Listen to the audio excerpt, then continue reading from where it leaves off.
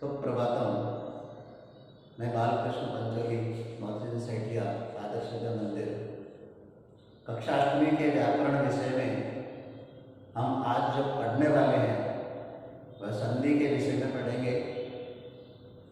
इस प्रकरण के अंतर्गत हम संधि के प्रकार, संधि की परिभाषा और संधि निष्पन्न इस विषय में पढ़ने वाले हैं।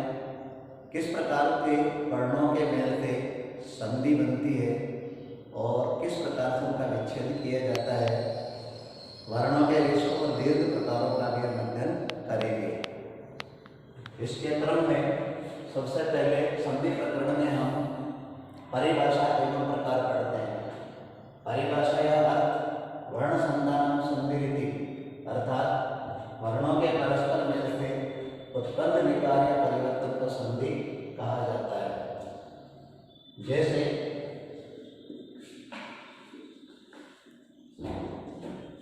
हिम, धन, आलय। हमने देखा यहाँ पर दो पद है। इन दोनों पदों में, इनके दोनों अंतिम वर्णों में वर्ण है। एक में ऋष्व वर्ण और दूसरे में दीर्घ वर्ण का शब्द बना हिमालय। हिमालय। इस प्रकार हमने देखा म और आ दोनों मिलकर के शब्द बनते हैं माँ। इस प्रकार ये वर्णों में आपस में मेल होता है, परस्पर मेल के उत्पन्न होने वाले विकार को ही हम संधि कहते हैं। इस संधि में हमने देखा कि दो वर्ण है और एक व्यंजन वर्ण और दूसरा स्वर वर्ण है। इसका अर्थ हुआ कि संधि में स्वर और व्यंजन दोनों वर्णों का मेल होता है, जिससे विकार उत्पन्न होता है, उसी को संधि कहते हैं। अन्य उदाहरण देखें, देवदंत, आलय। हमने देखा इस संधि में भी दोनों तरफ वर्ण और इनसे बनने वाले वर्णों में परिवर्तन होगा, जिसका अर्थ होगा देवालय। इस प्रकार से होता है कि वर्णों के परस्पर मेल के उत्पन्न होने वाले विकार या परिवर्तन को संधि कहा जाता है। संधि शब्द को हमने पढ़ा है जिस प्रकार, और अगला हमारा जो टॉपिक है वह है संधि के प्रकार। इस टॉपिक में हम संधि के प्रकार, इसके भेद आदि के बारे में अध्ययन करेंगे।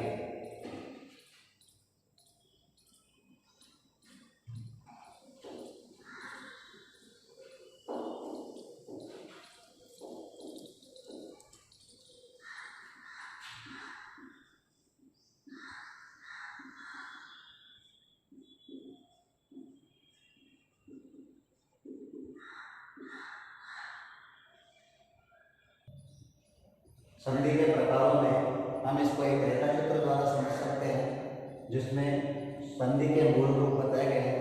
पहला है स्वर संधि या अच संधि, दूसरा है व्यंजन संधि या हल संधि, तीसरा है विसर्ग संधि।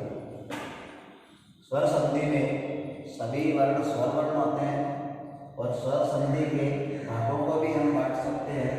स्वर संधि के प्रकार में 7 प्रकार की संधि है। 5 संधियां मूल रूप से पढ़ते हैं और 2 संधियां अन्य प्रकार की है। इस स्वर संधि में पहली संधि है दीर्घ संधि, दूसरी है गुण संधि, तीसरी यण संधि, चौथी वृद्धि संधि, 5वीं अयाति संधि, 6ठी पूर्ण रूप संधि और 7वीं पररूप संधि है। इस प्रकार स्वर संधि के 7 भेद हैं। स्वर संधि के भेदों में हम सबसे पहले इसके दीर्घ संधि के प्रकार को पढ़ेंगे।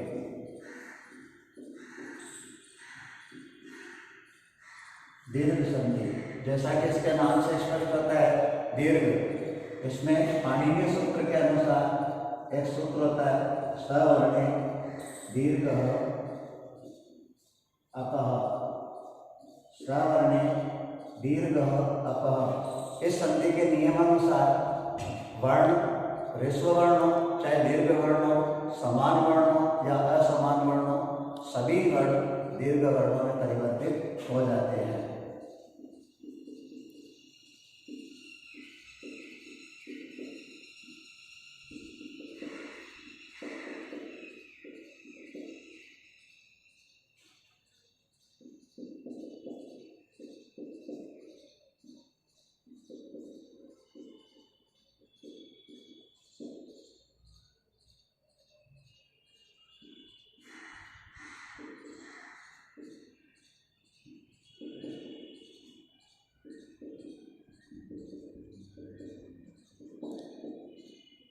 इस संधि में होने वाले जो परिवर्तन है, इस संधि में ये इस प्रकार के वर्ण हैं आ, ई, उ, दीर्घ री, और इस प्रकार से ये चारों वर्ण इस दीर्घ संधि के अंतर्गत आते हैं।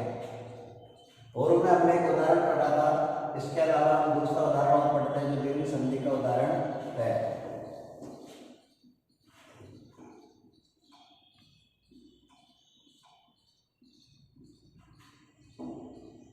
देवधन आलय। इस उदाहरण में हमने देखा कि यहाँ पर वह व्यंजन है, इसके पास में अरिष्ट स्वर है, उसके बाद में दीर्घ स्वर है। ये दोनों वर्ण स्वर वर्ण है, एक में ऋष्व वर्ण और दूसरे में दीर्घ वर्ण है, परंतु इनसे बनने वाला जो वर्ण होगा वह आवर्ण होगा। इस प्रकार संधि शब्द निष्पन्न होता है देवालय। देवालय के संधि के पहले नियम से इस सूत्र की निष्पत्ति होती है। इसी के अंतर्गत दूसरा है कि बड़ी ऋष्व ई, दीर्घ ई, इनसे ई। इसी प्रकार दूसरा उदाहरण देखेंगे, मुनिधन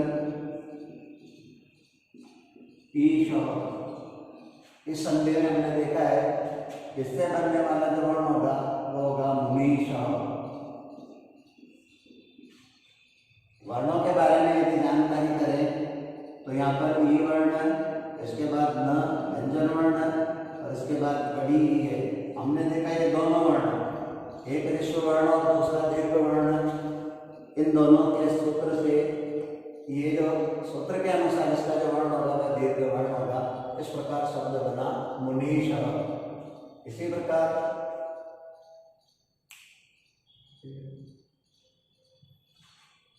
तीसरा नियम है बड़ा उ। इस वर्ण के अनुसार उ प्लस उ बराबर बड़ा उ। दीर्घ संधि के नियम के अनुसार गुरु धन उपदेश।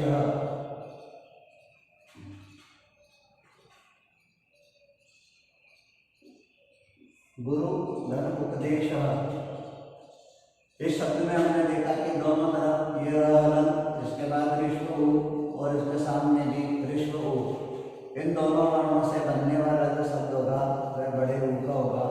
शब्द होगा गुरुपदेश। गुरुपदेश अर्थात गुरु का उपदेश। फिर अगला जो वर्ण हम पढ़ने वाले हैं दीर्घ री, इसके अनुसार उदाहरण देखेंगे पितृ धन ऋणम। पितृ धन ऋणम। इस उदाहरण में इस ता वर्ण के बाद में एक स्वर है जो ऋष्व स्वर है री, इसी के बाद में दूसरा एक और स्वर है री। इन दोनों से बनने वाला जो वर्ण होगा वह होगा दीर्घ री। इस प्रकार शब्द निष्पन्न होता है पितृणम।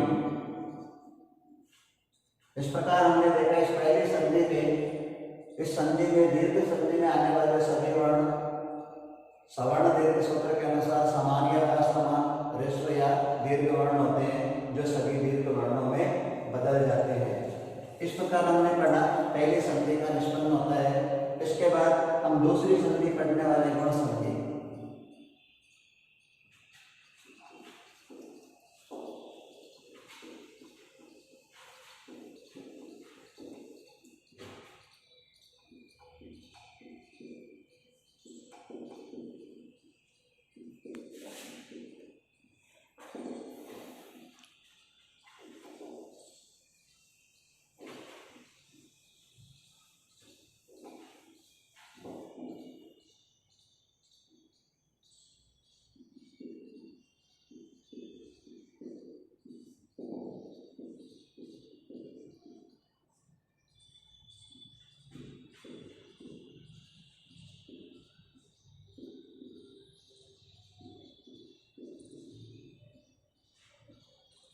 गुण संधि में पाणिनीय सूत्र के अनुसार आदि गुण के अनुसार इस संधि में ए, ओ, अर, अल ये चार प्रकार के वर्ण आते हैं।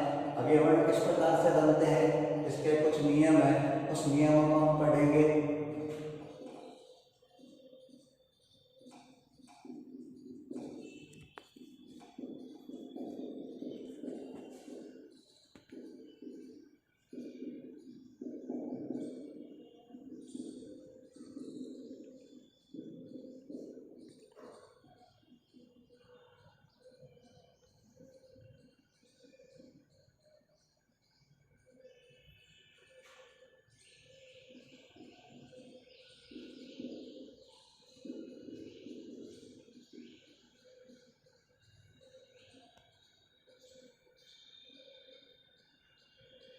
गुण संधि के 4 नियम है। चारों नियमों के अनुसार हम एक एक उदाहरण पढ़ेंगे और इस उदाहरण से हमको स्पष्ट हो जाएगा कि गुण संधि में कौन कौन से वर्ण आते हैं। अ या आ के बाद ई या बड़ी ई होने पर इसका ए हो जाता है। इसका उदाहरण है महाधन ईशः। महाधन ईशः। इस उदाहरण में देखा हमने इस व्यंजन के बाद एक आ दीर्घ स्वर है और इसके सामने एक और दीर्घ स्वर है। आदि गुण के अनुसार इन दोनों के स्थान पर ए हो जाएगा। इसका शब्द बनेगा महेशः।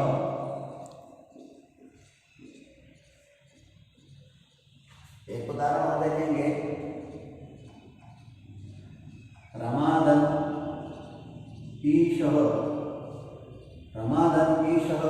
इसमें भी हमने देखा कि एक दीर्घ स्वर है और दूसरा भी दीर्घ स्वर है, अर्थात ये दोनों स्वर समान है। समान स्वर होने के आदि गुण के सूत्र के अनुसार इसके स्थान पर वर्ण होता है ए, तो शब्द बनेगा रमेशः।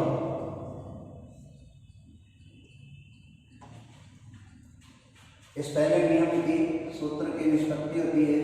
दूसरा नियम है यदि अ या आ के बाद उ या बड़ा उ हो तो इसके स्थान पर ओ हो जाता है। महाधन उदय।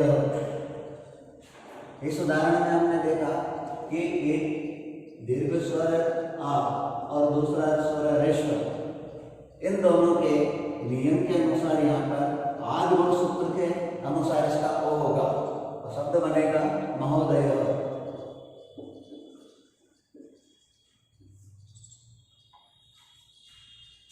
एक उदाहरण आप देखेंगे सर्वधन उदय। अगला जो वर्ण बनने वाला होगा सर्वोदय। सर्वोदय। तीसरा नियम हम पढ़ेंगे अ के बाद री वर्ण होने पर इसका अर हो जाता है। अ के बाद ऋष्व री होने पर इसका अर हो जाता है।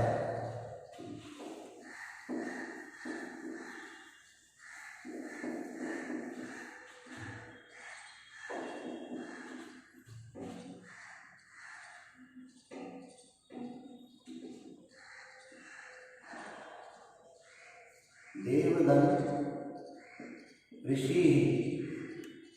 देवधन ऋषि। हमने देखा इस व वर्ण के बाद एक ऋष वर्ण अ, दूसरा वर्ण री। इन दोनों से शब्द बनता है अर। शब्द बना देवर्षि। इसी प्रकार शब्द है राजाधन ऋषि। शब्द बना राजर्षि। इस प्रकार इस तीसरे नियम के सूत्र की निष्पत्ति होती है। चौथा नियम है अ के बाद री वर्ण होने पर इसका अल हो जाता है।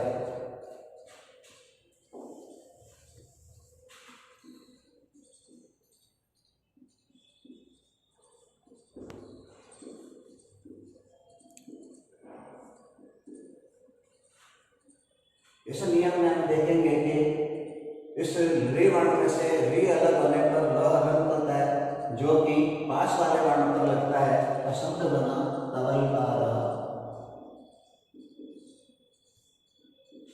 इस प्रकार आज हमने पढ़ा है कि स्वर संधि और स्वसंधि के अंतर्गत आने वाली संधियों में हमने 2 प्रकार की संधि पढ़ी है।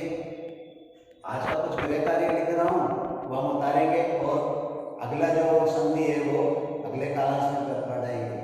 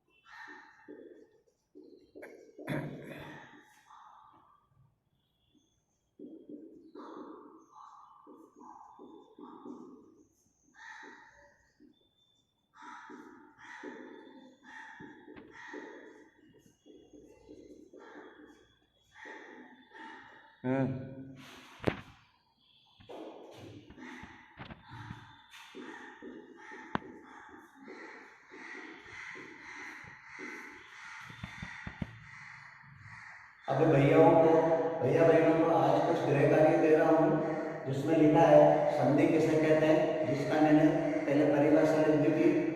दीर्घ संधि के उदाहरण कुछ यहाँ पर लिखा है, कुछ अपने अभ्यास से भी कर सकेंगे। तीसरा प्रश्न मैंने लिखा आदिगुण सूत्र के अनुसार कौन सी संधि आती है। जब मैंने संधि लिखी तो उसी के कोष्टक में मैंने सूत्र भी लिखा था। इस प्रकार आज का आपका गृह कार्य है।